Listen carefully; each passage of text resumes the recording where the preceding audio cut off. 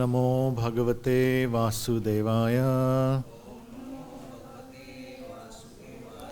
Om Namo Bhagavate Vasudevaya. Om Namo Bhagavate Vasudevaya. So today we're reading from Srimad Bhagavad-Gita, chapter 1 and text 14, I've been told. Chapter 1 is entitled Observing the Armies. Senne Nirikshan. Another name for this chapter 1 is Arjun Vishad Yoga. But Arjun Vishad Yoga means Arjun in this chapter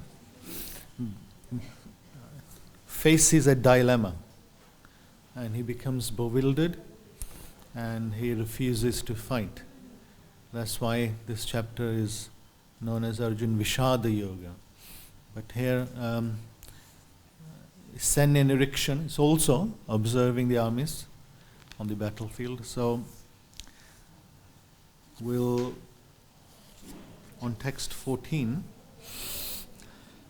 so we just recite it and then we'll discuss it later.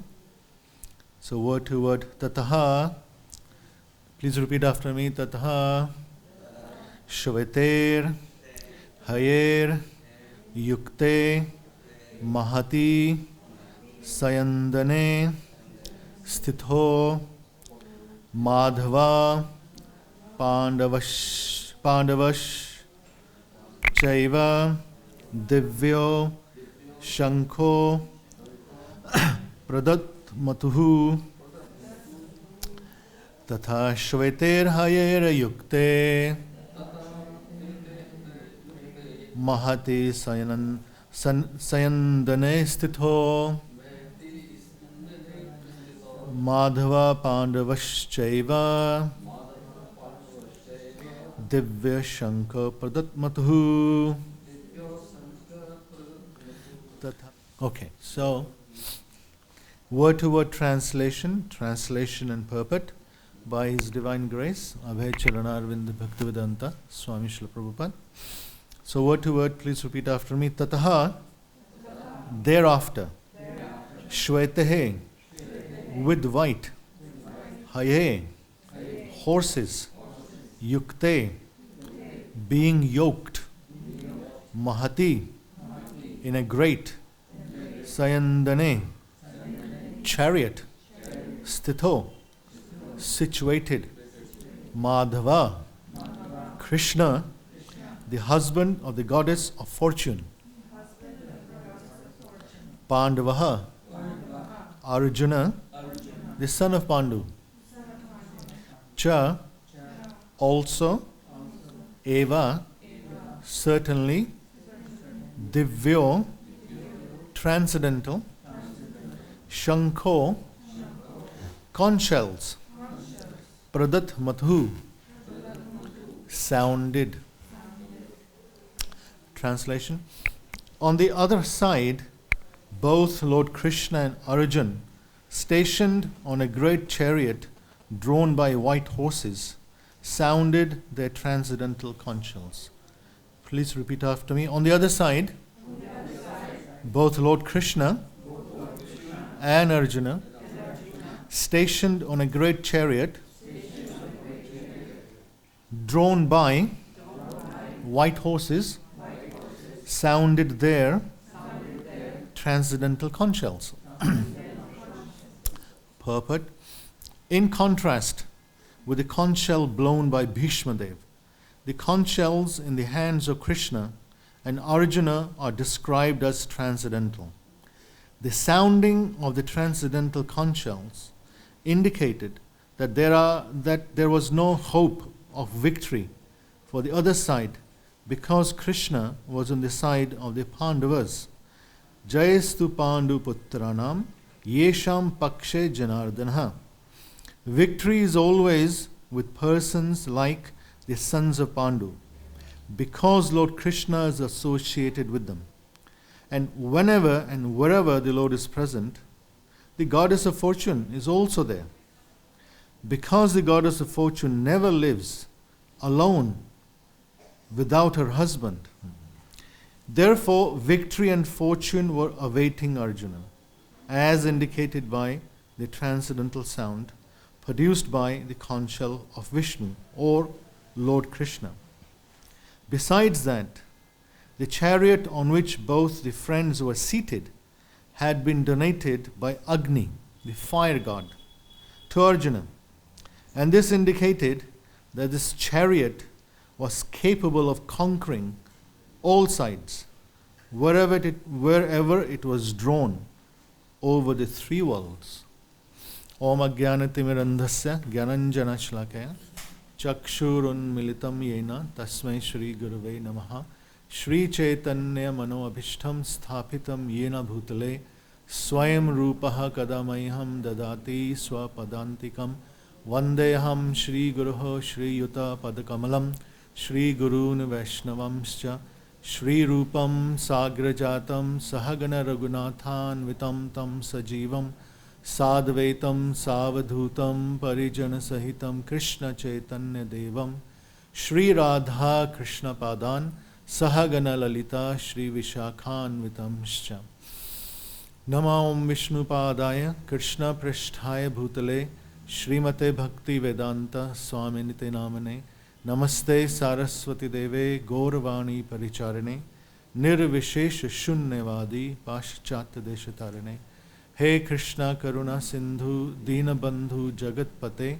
Gopesh Gopika Kanta Radha Kanta Namastate Tapta Kanchana Gaurangi Radhe Vrindavaneshwari Vrishabhanu Sute Devi Pranamami Hari Priye Vancha Kalpatarubhascha Kripa Sindhove Evacha Patita Nam Pavanebhyo Vaishnavebhyo Namo Namaha Jai Shri Krishna Chaitanya Prabhu Nityananda Shri Advaita Gadadhar Shri Vasadi Gaur Bhakta Vrinda Hare Krishna Krishna Krishna Hare Hare Hare Rama Ram Ram Hare Hare.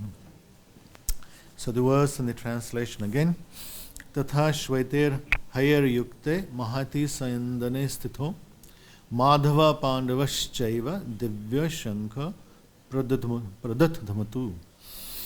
On the other side, both Lord Krishna and Arjun, stationed on a great chariot drawn by white horses, sounded the transcendental conch shells. Here, we just begun the chapter 1 of Srimad Bhagavad-Gita. As we know, there are 18 chapters of Srimad Bhagavad-Gita. Bhagavad-Gita is the essence or the summary of all the Vedic scriptures, all the Puranas, all the Vedas, all the Upanishads, all the Itihas, all the Darshan, etc., etc., etc. In these 700 verses spoken by Lord Krishna to all of us through Arjuna, this on the battlefield of Kurukshetra, which happened just over 5,000 years ago. These verses, as I said, is a summary of all the Vedic scriptures. In these 700 verses, Lord Krishna is giving us many, many instructions. Three main topics, or the three divisions, I should say, of Bhagavad Gita is first 6 chapters, the middle 6 chapters, and the last 6 chapters. First 6 chapters they're known as Karma Yoga. The general heading is Karma Yoga. The middle 6 chapters, the general heading is Bhakti-yoga. The last 6 chapters, the general heading is Jnana Yoga. So, although each chapter is also called a yoga, like this, Arjun, Vishad Yoga, Purushottam Yoga, Bhakti Yoga, like that. So each chapter is also known as yoga. We know yoga means to link up with Supreme Lord Krishna. So each chapter is linking us to the Supreme Lord through various paths, various yoga systems, especially, and these 3 yoga systems are 3 major ones: karma yoga, bhakti yoga, and jnana yoga. But specifically, in the first 6 chapters, the other yoga systems are mentioned. As we will learn later, as we go on through this Bhagavad-Gita, this karma yoga, which has 2 divisions, sakam karma and nishkam karma. And then there is jnana yoga, and then there is ashtanga yoga, and then there is bhakti yoga right in the top. This is like a yoga ladder. The yoga ladder is described in chapter 3, more detailed. But even below the karma yoga level is karma kand level. And even below and karma kand level is briefly discussed by Lord Krishna to Arjuna in 2nd chapter. And even before or even below the karma kand level is the general level on which most humans are existing today. It's known as karmi level. Karmi is different to karma yoga. So these are various different yoga systems mentioned by Krishna in the Bhagavad-Gita, and Lord Krishna is taking us from the bottom, the lowest level, right to the highest level, which is the bhakti yoga. But right now we are on chapter 1. Chapter 1, as I said earlier, is known as Arjuna Vishad Yoga. Vishad, in this chapter, Arjuna, when he will see his relatives, his friends, his grandfathers, his uncles,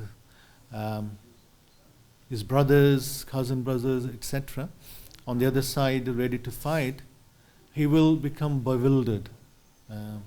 He will be put in a situation where bewilderment will take over him.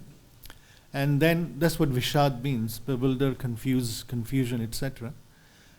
And then he will say, I do not want to fight. I don't want to perform my duty of my swadharma, my own duty as a Kshatriya, as a warrior. So he will refuse to fight.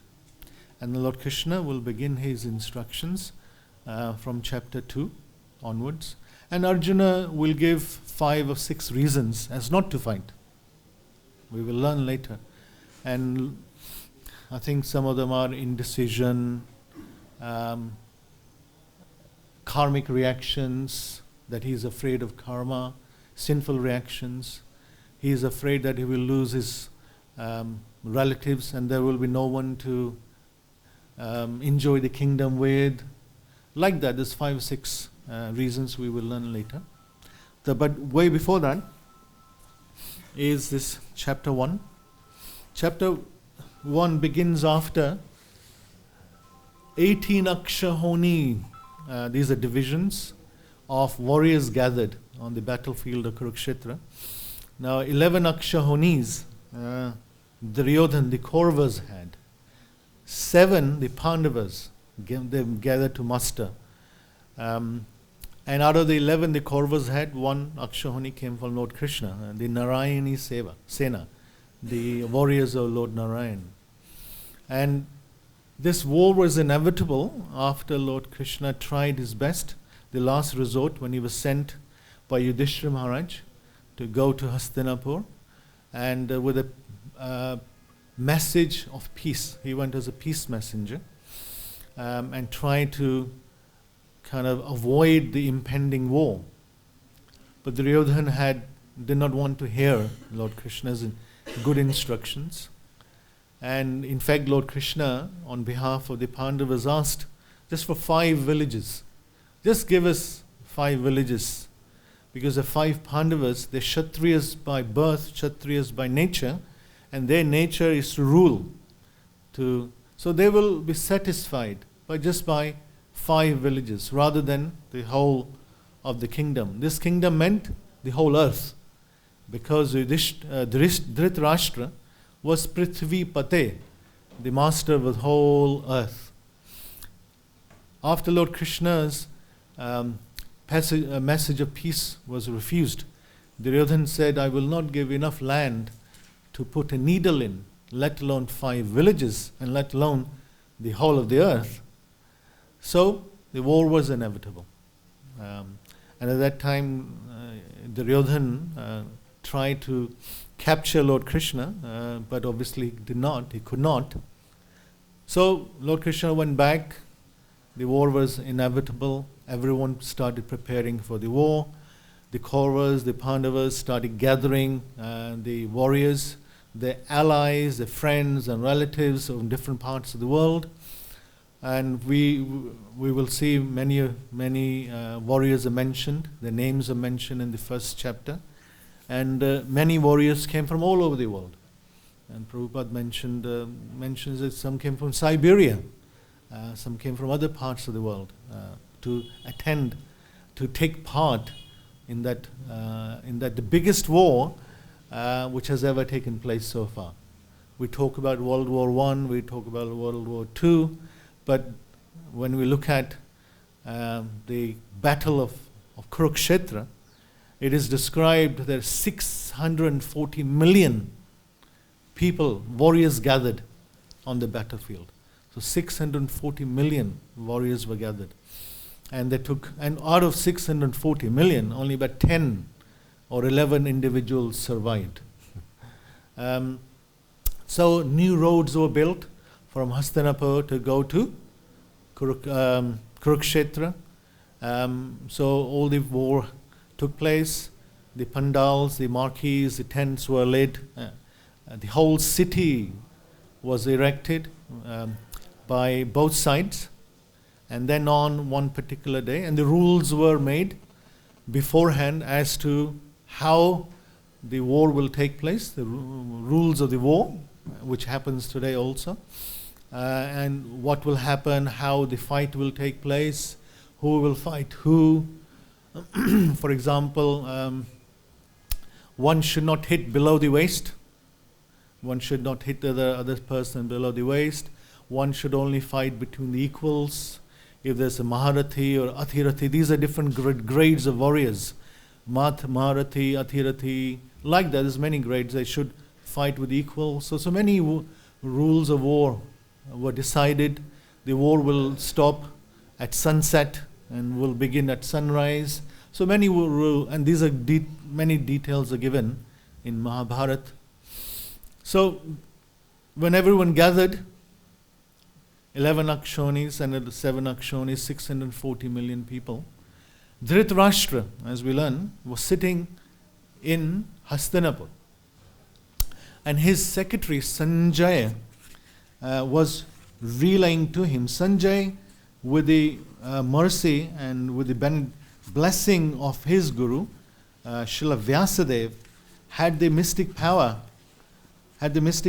to see what was happening through his mind, what was happening in the battlefield. Not just see, but also read the mind of the warriors. Vyasadeva actually had given him. In fact, Srila Vyasadeva wanted to give that mystic power to Dhritarashtra, the blind king. But Dhritarashtra refused. He said, no, I've been blind all my life. I don't want to see any more of this shedding of the blood. So Vyasadeva gave that mystic power to Sanjaya. And Sanjay relayed to Dhritarashtra what was happening. And if the Bhagavad-Gita starts with Dhritarashtra Uvacha. Dhritarashtra is asking Sanjaya. So we'll just briefly go previous verse, just come up to today's verse.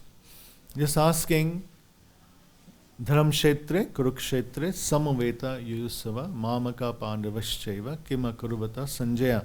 After after my sons and the sons of Pandu assembled, so what did they do?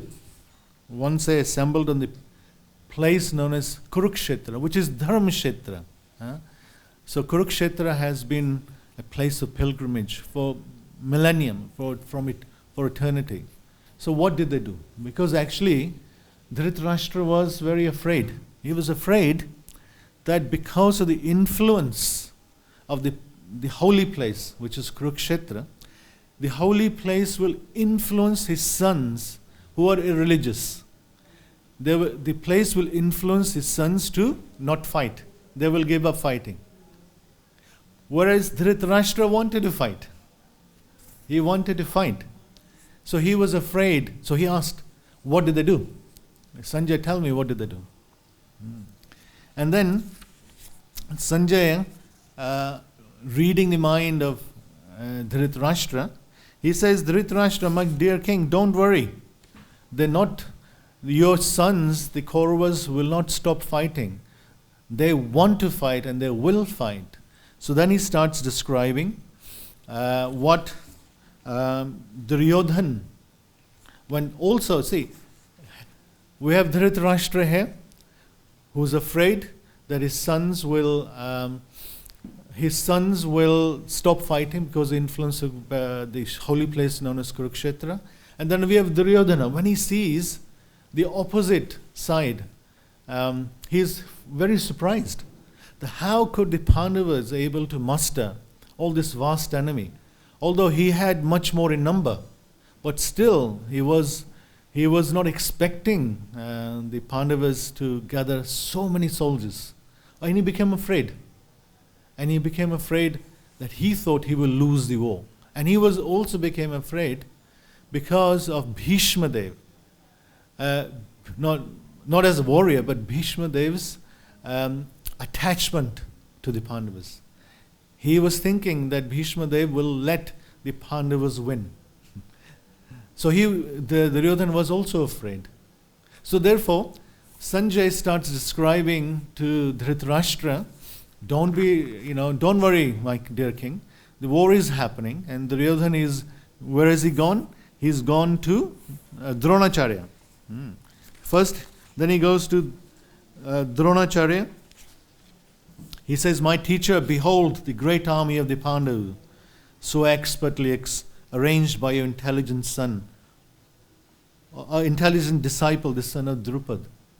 He deliberately mentions, because Duryodhana was a great politician and a great diplomat.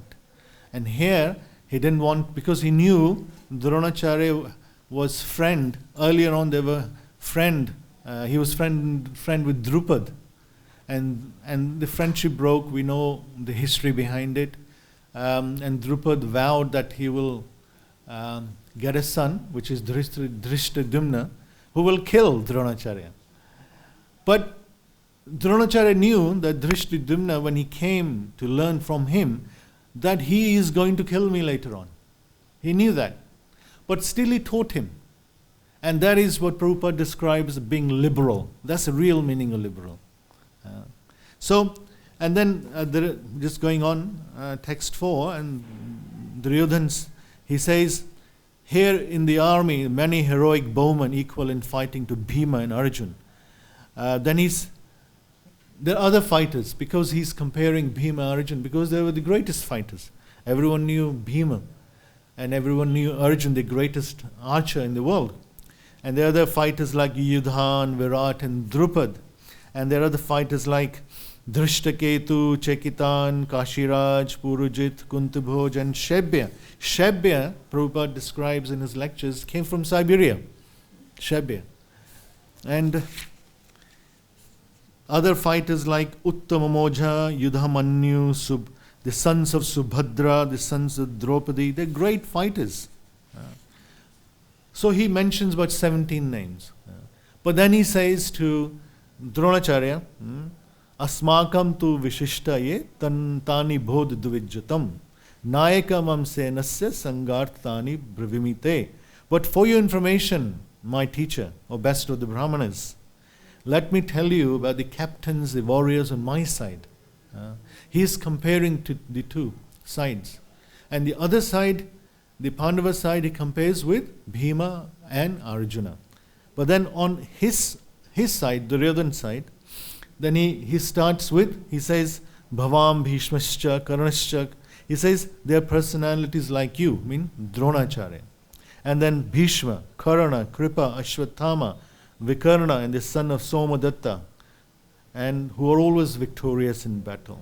And there are other heroes who prepare to lay down their lives for Duryodhana. He's telling, because he's afraid and he's trying to muster his strength, and also he sees his warriors a bit despondent as well. Because when they see the huge opposing side, they become a bit despondent. So he's trying to give them encouragement. He's trying to encourage Bhishma Dev.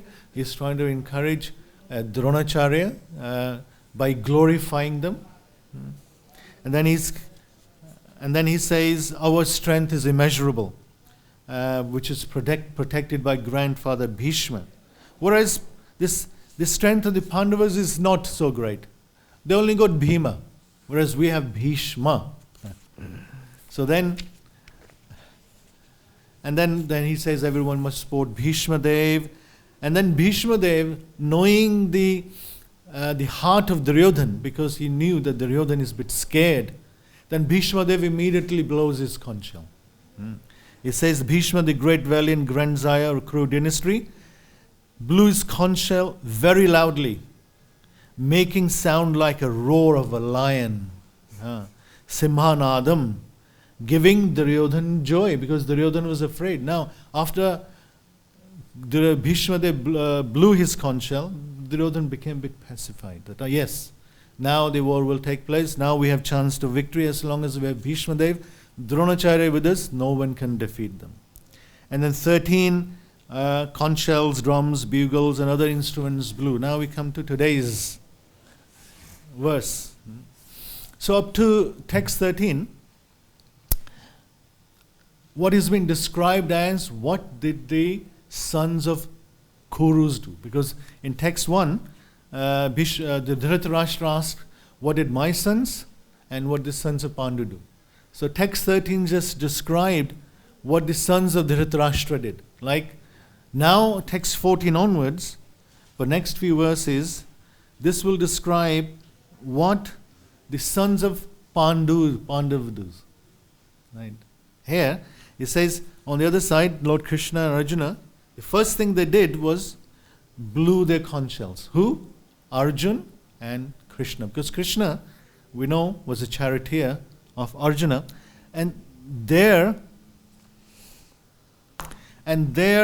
conch shells are described as divya, transcendental.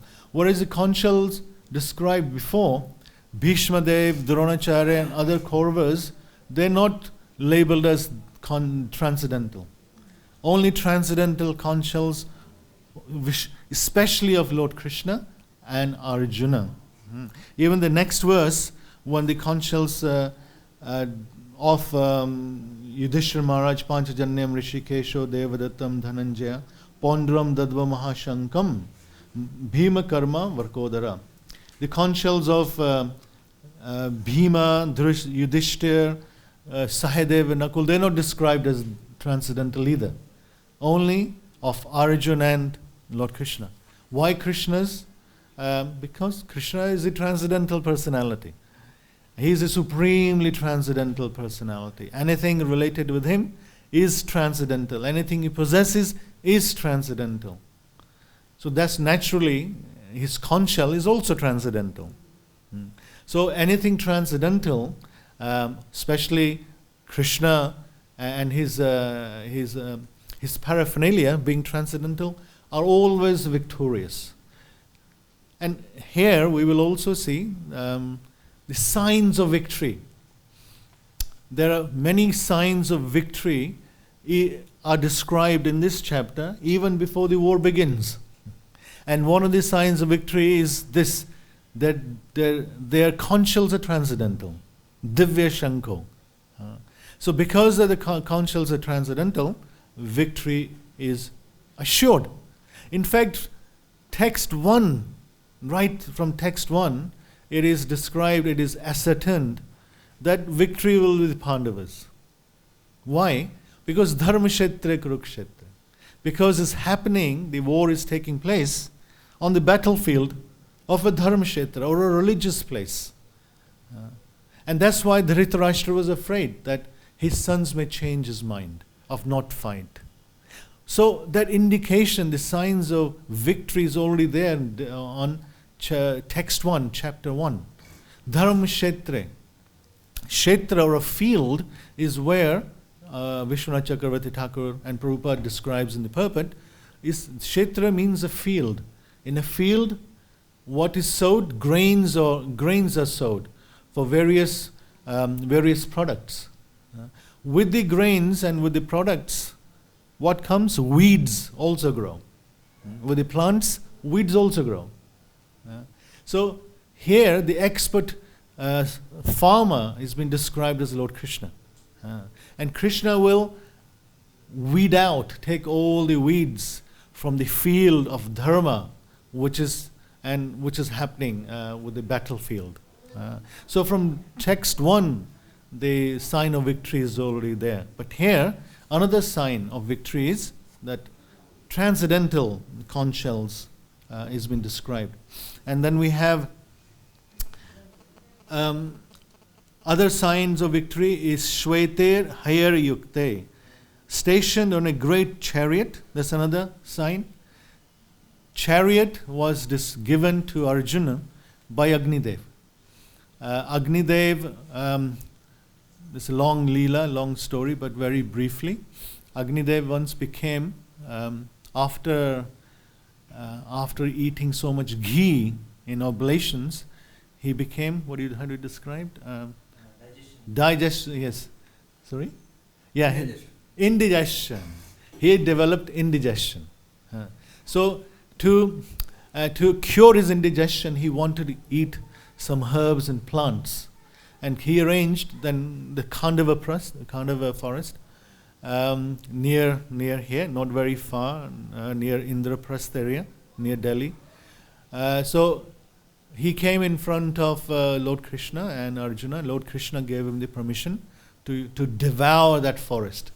And in that forest were many herbs and plants through which his indigestion could be cured. So he ate that, he devoured that, and in return, Agnidev gave Arjuna the chariot, transcendental chariot.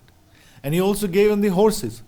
And he's also described these horses were also in different places described, the horses were given to him. But Chitratha, the king of the Gandharvas, because earlier Arjuna had defeated Chitratha, or he saved him, I don't remember which one. And Agnidev also gave Arjuna inexhaustible quiver, because his arrows will never run out. He also gave him an armor. So the chariot is described as transcendental. The other chariots are not described. So another sign of victory.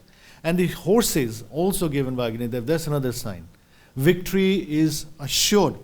And that Krishna is addressed as Madhava.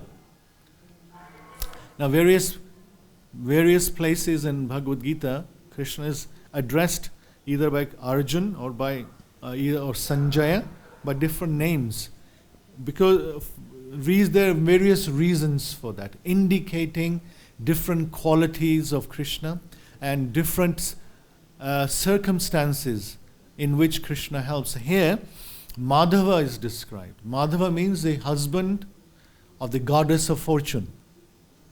So wherever, and Prabhupada also mentions here, and wherever Lord is present, the goddess of fortune is also there. Because the goddess of fortune never lives alone without her husband. Therefore, victory and fortune were awaiting Arjuna as indicated. Just Madhava, Krishna is present. We have other areas, other aspects, other signs which we will learn later on. Hanuman was also present on the pataka or the flag of Arjuna. Then we also have when the conch shells from the Pandava side are blown, we will learn later on in the next few verses. They shatter the hearts. Hridayani vyadaryat. They shatter the hearts of the Kauravas. When the Kauravas blew their conch shells, the hearts of the Pandavas were not shattered. But when the Pandavas blew their conch shell, the hearts of the Kauravas got shattered. And so these are first sign. Actually, the first sign in text 1, these are further signs. So the signs of victory. Like this, there are signs, we find many signs in devotional life. We have to be also very careful while we're practicing devotional service, as we see signs of victory. Once the signs are there, the symptoms are there, one is assured of success in that field. So these symptoms or signs of victory was there. Krishna will say, or Sanjay is telling Dhritarashtra, and we're reading, the Pandavas will certainly win because the signs are there. So as sadhakas, as practicing devotees, aspiring devotees, there are signs also, signs of victory in path of devotional service. And we should try first to recognize those signs, and also once the signs are there, we should be assured that yes, whatever path we've chosen is the right path, and it will take us to the destination which we are seeking. So some of the signs, one sign is chapter 9, we read, Susukham kartum avyam, in text 2, that while practicing this devotional service, this path, the practitioner becomes susukham, joyful. He or she becomes contented, satisfied, peaceful. These are some signs. Now, while we're practicing devotional service, if we don't see these signs, sometimes they come, sometimes they go, or if we don't see them, then we have to think, I need to work more on my path of devotional service. Other signs which are there, which we sometimes tend to ignore, and we delve into those areas much more. Those signs are how much attached I am to the material world, how much attached I am to the spiritual world, how attachment do I have for my sadhana, how much interest did I have in associating with devotees, following the sadhana process as described by Srila Prabhupada, how much attachment do I have listening to Gramya Katha or gossip? Do I get involved in politics? Do I get involved in other backbiting, other kutniti or rajniti as they say?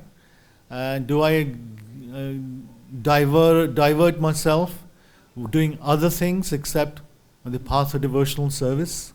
So these are all signs as well. We have to be careful of. We have to be self-introspective. See where we're going all the time.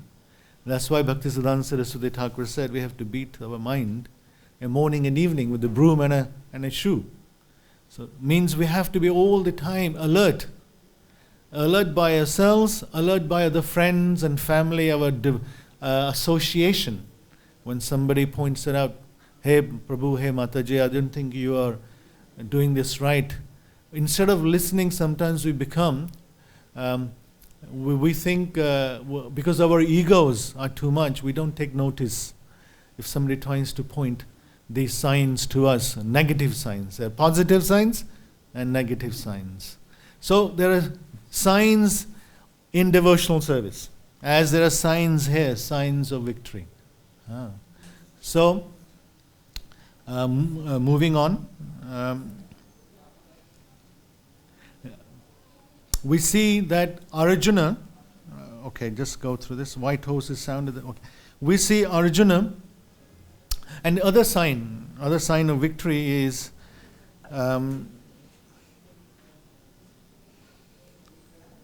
as described.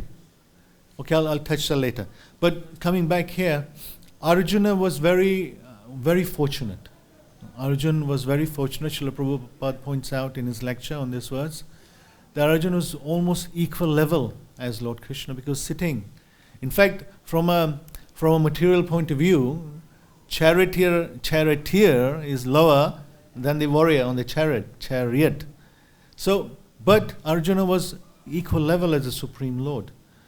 So Arjuna was very fortunate, Prabhupada points out, because he was an associate of the Supreme Personality of Godhead. And it is also every sadhaka's, every devotee's aim is to become an associate of the Supreme Personality of Godhead. That's what the aim and the result of what we practice is. We're practicing sadhana bhakti, as instructed by Srila Prabhupada, not any other forms of bhakti. And it is very, very easy to divert from this sadhana bhakti also, especially being in Vrindavan. In other places, outside Vrindavan, outside India, not so much. But even in India, outside Vrindavan, not so much. But especially when one comes to Vrindavan, thinking Vrindavan, one can practice sadhana bhakti the best. Yes, one can. It is best place to practice sadhana bhakti. But at the same time, it is also best place to get diverted or distracted from one sadhana bhakti. Why? Because I personally have noticed there are so many distractions from the path of raga nuga bhakti. Practically every sadhu, every baba, every other devotee in Braj, besides ISKCON, they're not promoting sadhana bhakti. They're not advocating sadhana bhakti. They're advocating raga nuga bhakti. Ashta kale leela smarana bhajan. That's what they're advocating. That's raga nuga bhakti. And unfortunately, some devotees who have taken shelter of ISKCON, they're also becoming distracted and leaving ISKCON's standard of bhakti, sadhana, and going to outside, getting distracted. So one has to be very careful in terms of what we do, how we do it, when we do it, and especially we must have a right association. Right association also necessary, as well as the right type of gyan, knowledge. And that's what this Bhagavad-Gita is giving, and those Prabhupada is giving through his purports, what a sadhaka, a practicing devotee must do. Because our aim, we want to become associate of the Supreme Personality of Godhead. There are other 12 rasas, the 5 primary relationships with the Supreme Lord. Shanta, Dasya, Sakya, Madhurya, Vatsalya. So we want to become associate of the Lord. And this is becoming associate is easy, at the same time very difficult. That depends on the practitioner himself. So there are many signs of victory. There are many signs in our devotional life, as well as path in Bhagavad-Gita, signs of victory in war. And Srila Prabhupada points out that Jayastu Pandu Putranam Yesham Pakshe Janardana.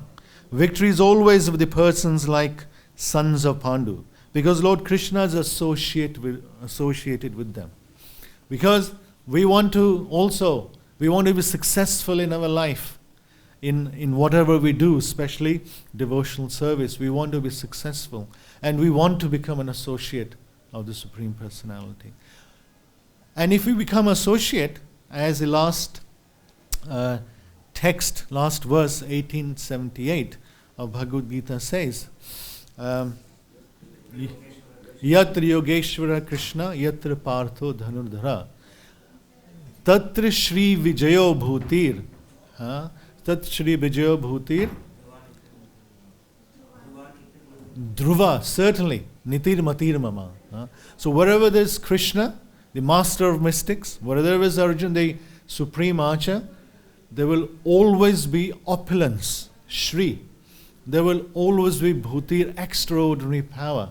There will always be niti, which is morality. And there will always be Shri Durva, Vijay, victory. There will always be victory. So these four things will always be there if we keep Krishna in center and associate with other devotees. In this case, Arjuna in the Bhagavad-Gita, but our practical case, the devotees we associate with, our gurus, Siksha gurus and other devotees. So this triangle is complete.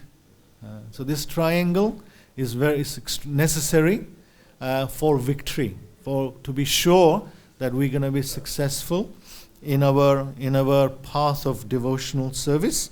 Otherwise, there's no hope. Either we're on the side of the Pandavas or we're on the side of the Kauravas. Either we're on the side of the Maya or we're the side of Krishna. We have to choose whether we want victory. Even if we want victory from a material point of view, still we should worship Krishna. Akama sarva kama moksha kama dharadi. Krishna says, whatever desires one has, one should still always worship Krishna, associate with his devotees.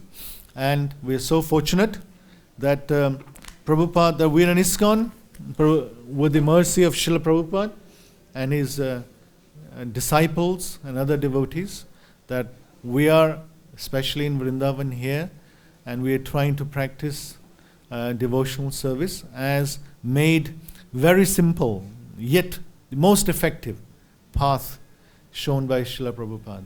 Other paths are very hard, very austere. It's very difficult to stay in this cold right now. We all, tucked away in so many warm clothes. But other paths, the path of austerity, the path of renunciation, not practical for most of us. So let's aim to be victorious in our path of devotional service, and let's look out for signs of victory, as this verse is indicating that there's signs of victory for the war. I'll stop here.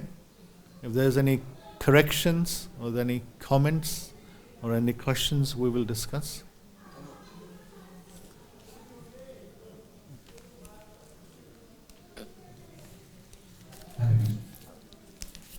As we see that Krishna went to Duryodhana for the peace, and Duryodhana he denied that he will not give anything. Right. But as we see in the childhood of Krishna's pastimes, that when he is going to Mathura from Vrindavan, he meets a washerman and asks him to give him the clothes. And he does not give him clothes, immediately Krishna kills him. Yes. So when Duryodhana denied, why didn't Krishna put free him? Because he wanted to give the credit to the Pandavas, his devotees. They were destined to kill the Kauravas. And also Bhima had taken a vow to kill Duryodhana as well. So he wanted to, just like one can say, why have this war in the first place? Krishna could have killed them anyway. Lord Ram, there was no need for Lord Ram to come to kill Ravana. There's no need for Krishna to come to kill Kansa, the Kauravas and other so many demoniac personalities in tens of thousands were killed. No need. All he has to do, Krishna just says to will. Everyone will die. But he wanted to give credit of killing the Kauravas, Duryodhana specifically, to his great associates, the Pandavas. A few days back we heard that Bhima's son who wanted to kill, then Arjuna said, Krishna said no, then he was watching all battle, and he said only the arrows were going, but the Sudarshan Chakra was killing everything. Yeah. So Krishna was killing it, then how is that he wanted the credit for his Arjuna, that he is doing the activities? Actually, everything everything done in this world, ultimately Krishna is doing. We are just becoming instruments. As Krishna points out tells Arjuna, nimit matra, just become nimit matram. Just become an instrument. I've already killed everyone. In fact, in the 11th chapter, when Krishna shows the universal form, Arjuna sees that everyone is already dead. They already entered the mouth of Krishna. And he's already killed everyone. So Krishna wanted for Arjuna and the rest of his associates, the Pandavas, to become an instrument of killing them. But actually behind them, Arjuna was not... In fact, Arjuna, Yudhishthira and the Pandavas, they were not powerful enough to kill Bhishma Dev, to kill Dronacharya, even Karna. They were all very, very much more powerful. In fact, it is described, I think Prabhupada says, that the Kauravas, especially Dronacharya, Bhishma Dev, they were like Timingala whales, Timingala fish. Timingala fish are those fishes which swallows whales. And the Pandavas were little tiny fishes in front of them. In terms of the strength, Bhishma Dev had a boon that he will never die. So, in fact, if it wasn't for Krishna, there would never been victory for the Pandavas. In fact, in one sense, it's due to Krishna that the victory took place. But he wanted, his associates Pandavas to take credit, and that applies for all of us in our devotional service. Actually, it's not our effort. We know the story, the tying of the Lord Krishna's, abdomen, the 2 inches story. We know that. Our effort is not alone to be successful in our path of devotional service. We make an effort. But ultimately, until the mercy is there, the sanction is there from Krishna, we won't be successful. But effort is necessary. Without the effort, the mercy won't come. So both are necessary. Therefore, Pandavas became victorious because of the effort. But the result was given by Krishna. So that's why Barbrik, the son of Bhima, was Barbrik, and so he saw that in fact it was Sudarshan Chakra who was killing, so Krishna was killing everyone. Thank you. Anything else? Otherwise we stop here. Thank you very much. Hare Krishna. Srimad Bhagavad-Gita ki jai. Srila Prabhupada ki jai. Krishna Balaram ki jai.